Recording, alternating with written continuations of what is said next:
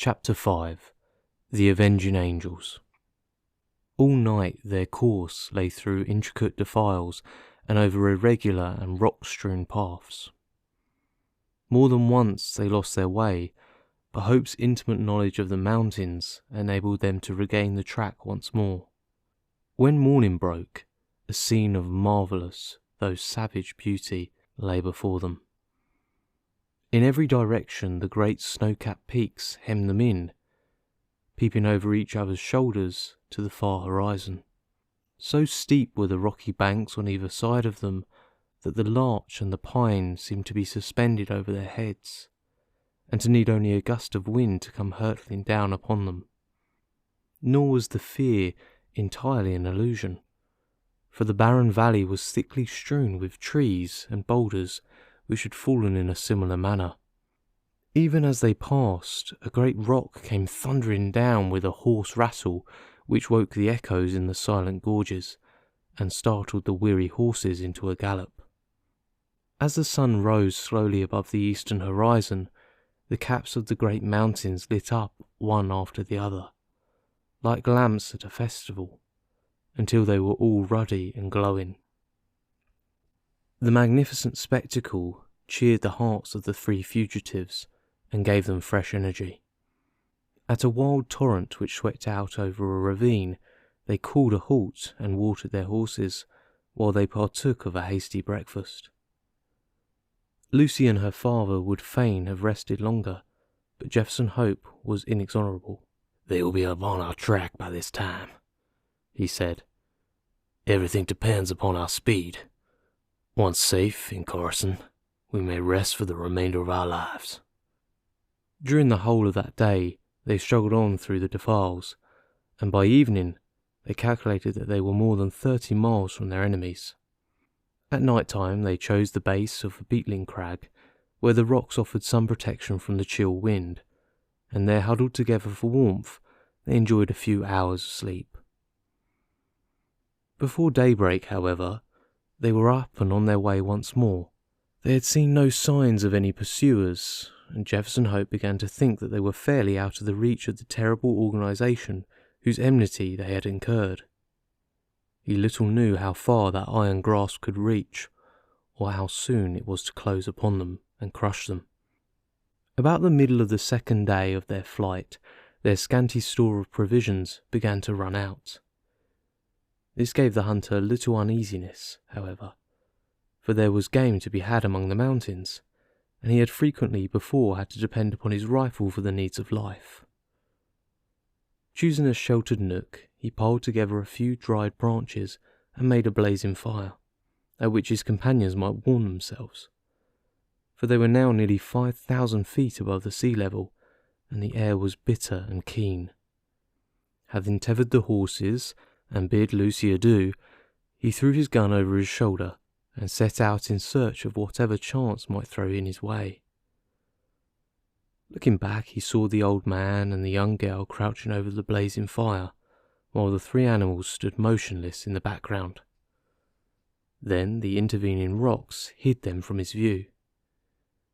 He walked for a couple of miles through one ravine after another without success, though from the marks upon the bark of the trees and other indications, he judged that there were numerous bears in the vicinity.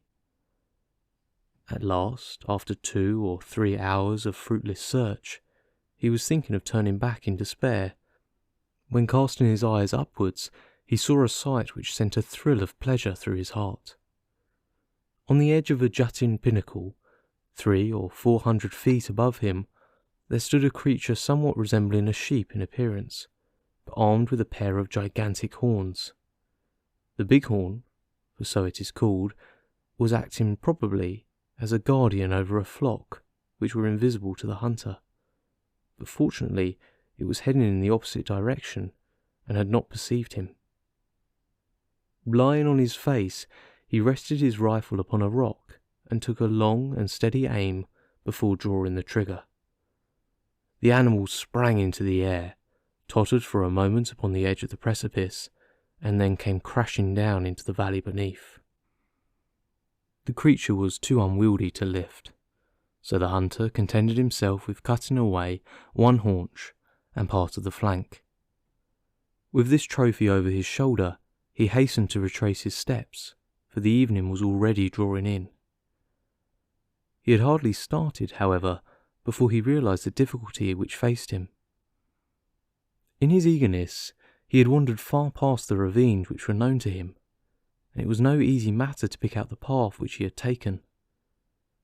The valley in which he found himself divided and subdivided into many gorges, which were so like each other that it was impossible to distinguish one from the other.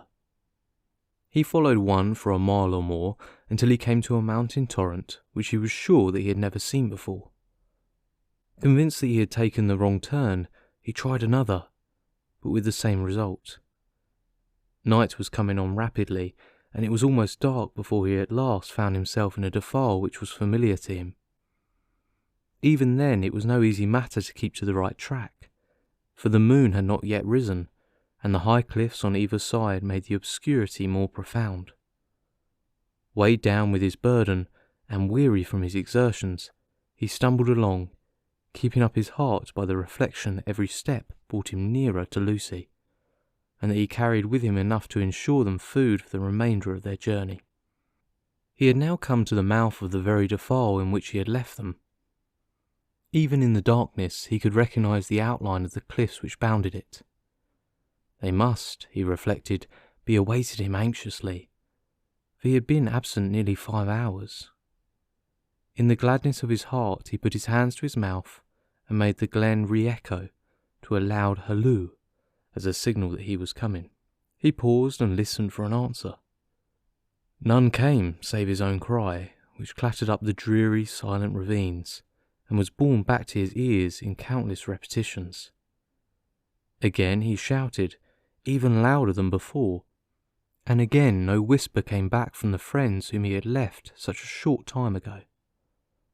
A vague, nameless dread came over him, and he hurried onwards frantically, dropping the precious food in his agitation. When he turned the corner, he came full in sight of the spot where the fire had been lit. There was still a glowing pile of wood ashes there, but it had evidently not been tended since his departure. The same dead silence still reigned all around. With his fears all changed to convictions, he hurried on. There was no living creature near the remains of the fire.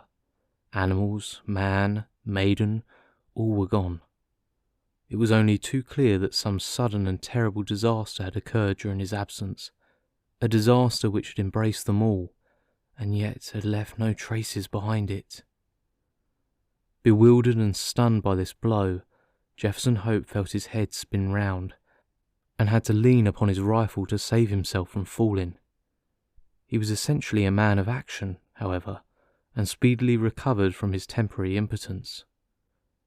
Seizing a half-consumed piece of wood from the smouldering fire, he blew it into a flame, and proceeded with its help to examine the little camp. The ground was all stamped down by the feet of horses, showing that a large party of mounted men had overtaken the fugitives, and the direction of their tracks proved that they had afterwards turned back to Salt Lake City. Had they carried back both of his companions with them? Jefferson Hope had almost persuaded himself that they must have done so, when his eye fell upon an object which made every nerve of his body tingle within him. A little way on one side of the camp was a low-lying heap of reddish soil, which had assuredly not been there before. There was no mistaking it for anything but a newly dug grave. As the young hunter approached it, he perceived that a stick had been planted on it, with a sheet of paper stuck in the cleft fork of it. The inscription upon the paper was brief, but to the point. John Ferrier, formerly of Salt Lake City, died August the 4th, 1860. The sturdy old man whom he had left so short a time before was gone then, and this was all his epitaph. Jefferson Hope looked wildly round to see if there was a second grave, but there was no sign of one. Lucy had been carried back by their terrible pursuers to fulfill her original destiny, by becoming one of the harem of the elder's sons. As the young fellow realised the certainty of her fate, and his own powerlessness to prevent it, he wished that he too was lying with the old farmer in his last silent resting place. Again, however, his active spirit shook off the lethargy which springs from despair. If there was nothing else left to him, he could at least devote his life to revenge. With indomitable patience and perseverance, Jefferson Hope possessed also a power of sustained vindictiveness, which he may have learned from the Indians amongst whom he had lived. As he stood by the desolate fire, he felt that the only one thing which could assuage his grief would be thorough and complete retribution, brought by his own hand upon his enemies. His strong will and untiring energy should, he determined, be devoted to that one end. With a grim, white face, he retraced his steps to where he had dropped the food, and having stirred up the smouldering fire, he cooked enough to last him for a few days. This he made up into a bundle, and tired as he was, he set himself to walk back through the mountains upon the track of the Avenging Angels. For 5 days he toiled footsore and weary through the defiles which he had already traversed on horseback. At night he flung himself down among the rocks and snatched a few hours of sleep. But before daybreak he was always well on his way. On the 6th day he reached the Eagle Cannon, from which they had commenced their ill-fated flight. Thence he could look down upon the home of the saints. Worn and exhausted, he leaned upon his rifle and shook his gaunt hand fiercely at the silent, widespread city beneath him. As he looked at it, he observed that there were flags in some of the principal streets, and other signs of festivity. He was still speculating as to what this might mean, when he heard the clatter of horses' hoofs and saw a mounted man riding towards him. As he approached, he recognised him as a Mormon named Cowper, to whom he had rendered services at different times. He therefore accosted him when he got up to him, with the object of finding out what Lucy Ferrier's fate had been. "I am Jefferson Hope," he said. "You remember me?" The Mormon looked at him with undisguised astonishment. Indeed, it was difficult to recognise in this tattered, unkempt wanderer, with a ghastly white face and fierce, wild eyes, the spruce young hunter of former days. Having, however, at last satisfied himself as to his identity, the man's surprise changed to consternation. "You are mad to come here," he cried. "It is as much as my own life is worth to be seen talking with you. There is a warrant against you from the Holy Four for assisting the Ferriers away." "I don't fear them or their warrant," Hope said earnestly. "You must know something of this matter, Cowper. I conjure you by everything that you hold dear to answer a few questions. We've always been friends. For God's sake, don't refuse to answer me." "What is it?" the Mormon asked uneasily. "Be quick. The very rocks have ears and the trees eyes." "What has become of Lucy Ferrier?" "She was married yesterday to young Drebber." "Hold up, man, hold up. You have no life left in you." "Don't mind me," said Hope faintly. He was white to the very lips and had sunk down on the stone against which he had been leaning. "Married, you say?" "Married yesterday. That's what those flags are for on the endowment house. There was some words between young Drebber and young Stangerson as to which was to have her. They'd both been in the party that followed them, and Stangerson had shot her father, which seemed to give him the best claim. But when they argued it out in the council, Drebber's party was the stronger, so the prophet gave her over to him. No one won't have her very long, though, for I saw death in her face yesterday. She is more like a ghost than a woman. Are you off, then?" "Yes, I'm off," said Jefferson Hope, who had risen from his seat. His face might have been chiselled out of marble, so hard and set was its expression, while its eyes glowed with a baleful light. Where are you going?" "Never mind," he answered, and slinging his weapon over his shoulder, strode off down the gorge and so away into the heart of the mountains to the haunts of the wild beasts. Amongst them all, there was none so fierce and so dangerous as himself. The prediction of the Mormon was only too well fulfilled.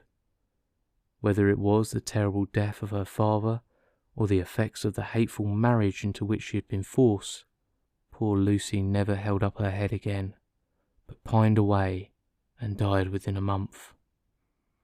Her sottish husband, who had married her principally for the sake of John Ferrier's property, did not affect any great grief at his bereavement, but his other wives mourned over her, and sat up with her the night before the burial, as is the Mormon custom.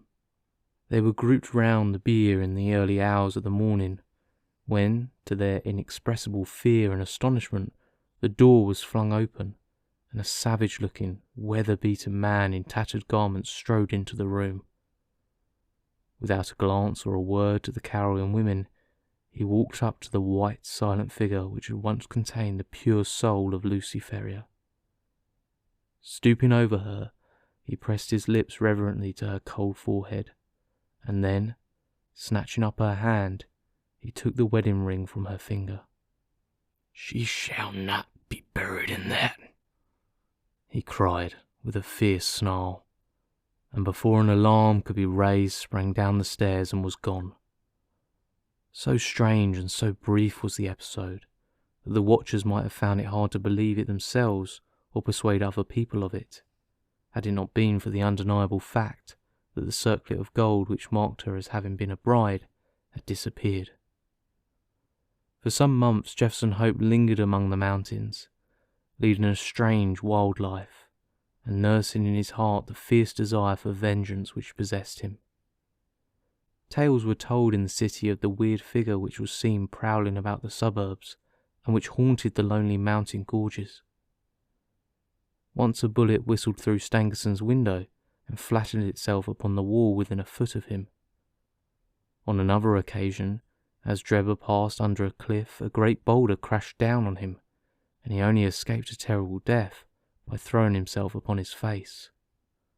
The two young Mormons were not long in discovering the reason of these attempts upon their lives, and led repeated expeditions into the mountains in the hope of capturing or killing their enemy, but always without success. Then they adopted the precaution of never going out alone or after nightfall, and of having their houses guarded. After a time, they were able to relax these measures, for nothing was either heard or seen of their opponent, and they hoped that time had cooled his vindictiveness. Far from doing so, it had, if anything, augmented it. The hunter's mind was of a hard, unyielding nature, and the predominant idea of revenge had taken such complete possession of it that there was no room for any other emotion. He was, however, above all things practical. He soon realized that even his iron constitution could not stand the incessant strain which he was putting upon it. Exposure and want of wholesome food were wearing him out. If he died like a dog among the mountains, what was to become of his revenge then? And yet such a death was sure to overtake him if he persisted. He felt that was to play his enemy's game, so he reluctantly returned to the old Nevada mines, there to recruit his health and to amass money enough to allow him to pursue his object without privation. His intention had been to be absent a year at the most, but a combination of unforeseen circumstances prevented his leaving the mines for nearly 5. At the end of that time, however, his memory of his wrongs and his craving for revenge were quite as keen as on that memorable night when he had stood by John Ferrier's grave. Disguised and under an assumed name, he returned to Salt Lake City, careless what became of his own life, as long as he obtained what he knew to be justice. There he had found evil tidings awaiting him. There had been a schism among the chosen people a few months before, some of the younger members of the church having rebelled against the authority of the elders, and the result had been the succession of a certain number of the malcontents, who had left Utah and become Gentiles. Among these had been Drebber and Stangerson, and no one knew whither they had gone. Rumour reported that Drebber had managed to convert a large part of his property into money, and that he had departed a wealthy man, while his companion, Stangerson, was comparatively poor. There was no clue at all, however, as to their whereabouts. Many a man, however vindictive, would have abandoned all thought of revenge in the face of such a difficulty, but Jefferson Hope never faltered for a moment. With the small competence he possessed, he eked out by such employment as he could pick up. He travelled from town to town through the United States in quest of his enemies. Year passed into year. His black hair turned grizzled, but still he wandered on, a human bloodhound, with his mind wholly set upon the one object upon which he had devoted his life. At last his perseverance was rewarded. It was but a glance of a face in a window, but that one glance told him that Cleveland in Ohio possessed the men whom he was in pursuit of. He returned to his miserable lodgings with his plan of vengeance all arranged. It chanced, however, that Drebber, looking from his window, had recognized the vagrant in the street, and had read murder in his eyes. He hurried before a justice of the peace, accompanied by Stangerson, who had become his private secretary, and represented to him that they were in danger of their lives from the jealousy and hatred of an old rival. That evening Jefferson Hope was taken into custody, and not being able to find sureties, was detained for some weeks. When at last he was liberated, it was only to find that Drebber's house was deserted, and that he and his secretary had departed for Europe. Again the Avenger had been foiled, and again his concentrated hatred urged him to continue the pursuit. Funds were wanting, however, and for some time he had to return to work, saving every dollar for his approaching journey. At last, having collected enough to keep life in him, he departed for Europe, and tracked his enemies from city to city, working his way in any menial capacity, but never overtaking the fugitives. When he reached St. Petersburg, they had departed for Paris, and when he followed them there, he learned that they had just set off for Copenhagen. At the Danish capital he was again a few days late, for they had journeyed on to London, where he at last succeeded in running them to earth. As to what occurred there, we cannot do better than quote the old hunter's own account, as duly recorded in Dr. Watson's journal, to which we are already under such obligations.